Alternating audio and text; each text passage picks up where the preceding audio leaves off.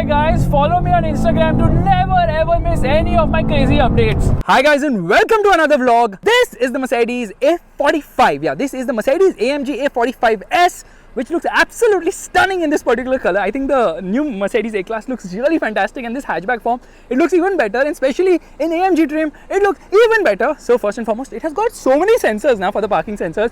Sensor. I don't know this one works or not, but lot of sensors. There's a dummy for the front parking camera. There's no front parking camera here. Gets a really aggressive grille as well as a bumper. And of course, a massive Mercedes logo. Let's do one thing. Let's open the engine bay right away. Yeah, there it is. Hydraulic struts.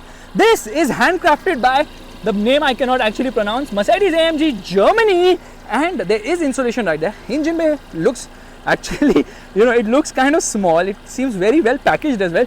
Let's shut this for a moment and let's come to the side of the car, where I absolutely love the wheels of this vehicle. I think it looks fantastic. These 19-inch rims are super duper awesome, but the tire profile is super small. Okay, in fact, the tire profile happens to be 35. Tire size, well, I'm trying to hunt for that at the moment, but where is it? There it is. 245 35 19s, red colored brake calipers with AMG written on it, Turbo 4MATIC Plus, and you know what, it has got drift mode as well, so we'll come to that in a bit. Ground clearance is actually quite low, but obviously on the racetrack didn't face any issues with the ground clearance of the car. Really nice design. It kind of looks quite long as such. Again, at the rear you obviously get red colored brake calipers, and the tire size is actually the same as the ones on the front. This is a single piston caliper, 330mm disc, I think 360mm disc, and that is a 6 piston caliper.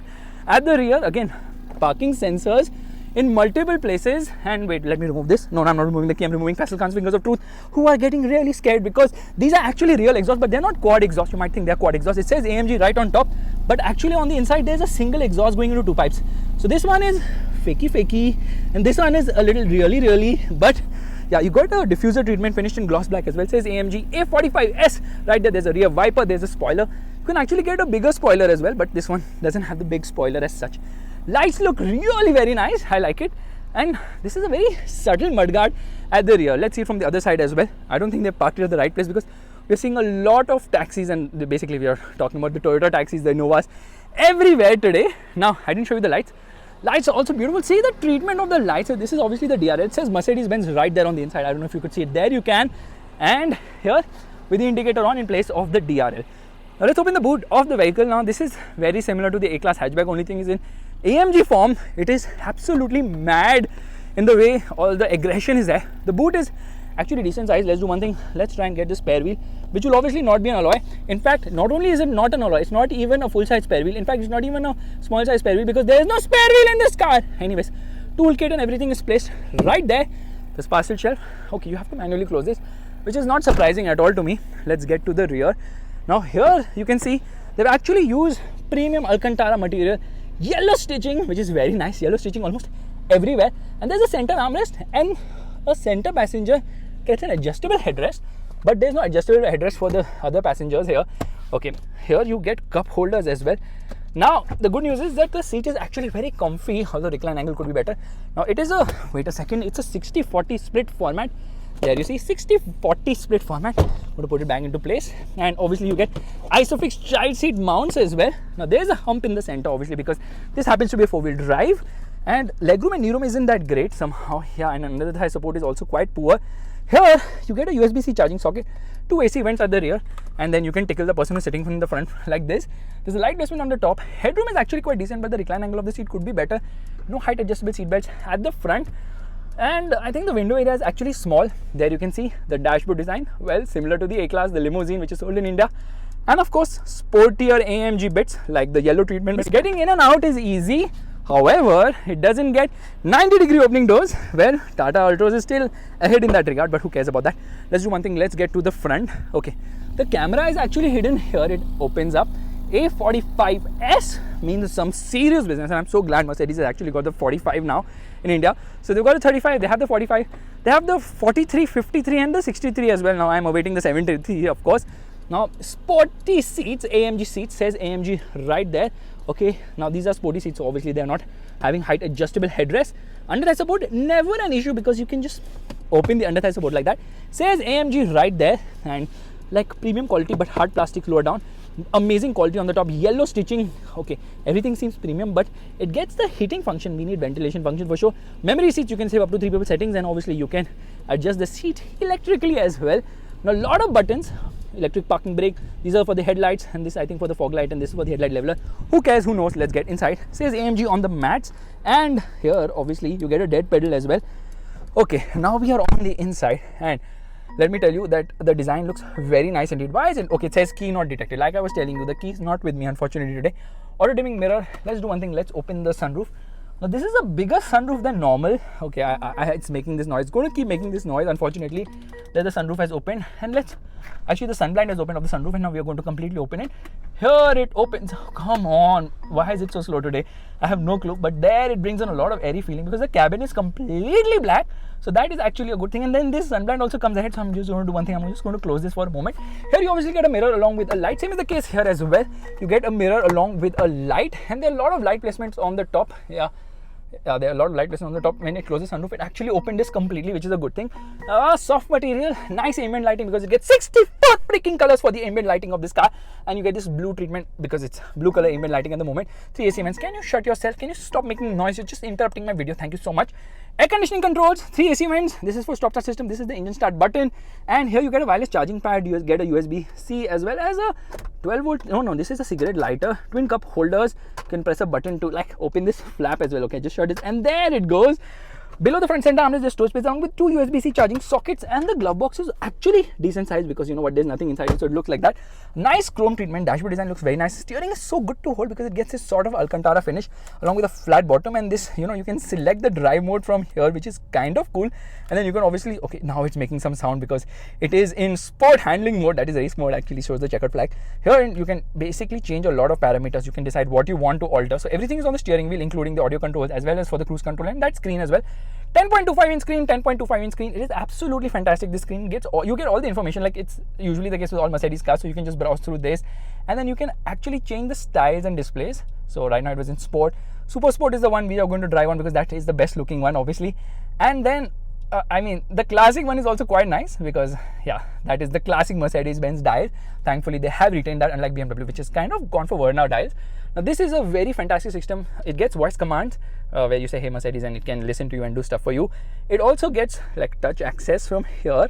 No, it gets a touchpad, which is not the most fluid to use. I love the rotary dial earlier, and obviously it's touch as well, and you get the usual information, but you're going to get into comfort at the moment. And here it gets sort of a massage function as well, which is not the full massage. It's the seat kinetics, and then you get into ambient lighting and you get into color. And then now it's my time for shouting because then I select multicolor off.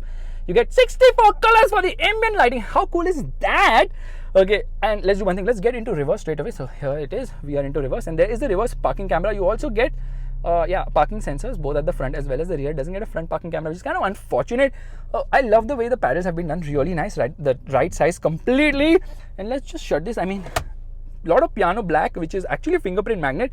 This is for the active exhaust, this is for traction control, and this is for the manual mode. And this is so that you can keep your hands comfortably and then operate various functions of the car.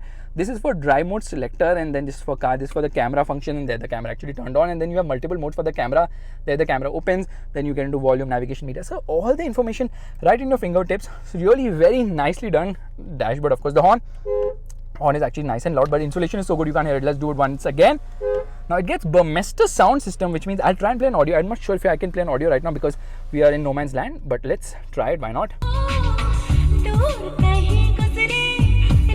Audio quality is actually quite impressive. I really like it, but I'm sweating a lot at the moment because this car is really genuinely extremely hot. So let's do one thing. Let's get out of it right now. Let's mount our camera and let's start driving right away. And this yellow line is also pretty awesome. I mean, I love the steering, the flat bottom, the whole treatment of the interior is fantabulous. But you know what we should do? Let's do one thing. Let's get into, okay, we are into race mode. Okay, we are into race mode. Traction control button, where is it? I'm just going to turn off traction control. Press it once. It says sport handling mode. Keep it pressed all the way, and it completely turns off traction control. Now I need to press both the paddles, which means that how do I do it with the okay, I'm just going to try my luck. Keep both the paddles pressed. It says drift mode currently unavailable, see owner's manual, but when you do that it activates drift mode. Okay, why am I talking all this technical? We can do that while driving. There's also a heads up display here. Okay, I think the heads up display is turned off, which means I have to get into the settings right now and then, you know, browse through this. AMG track pace, AMG performance, so much inside this car. It's absolutely mind boggling. We get into settings and I think heads up display, there it is. Turn on the heads up display. like, but I can't still see anything. There I can actually, I'm just going to zoom there. So you can see the speed, you can see the compass telling me road sign information as well. What is the speed? So that is really very loaded. Let's do one thing. Let's start driving right away.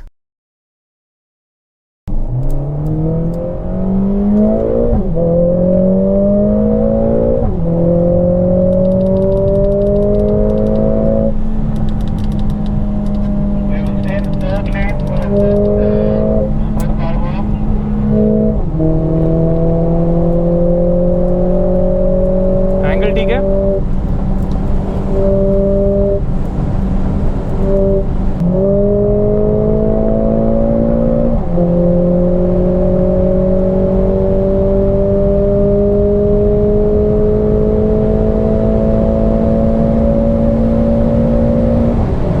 The car is bloody loud. You know why it's loud? Because it's actually channeling noise from the engine on the inside through a microphone, and you can see, my goodness, it remains super duper stable as we go flat out.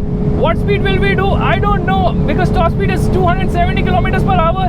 Right now it's 275, 276, 278. It tops out at 278 kilometers per hour.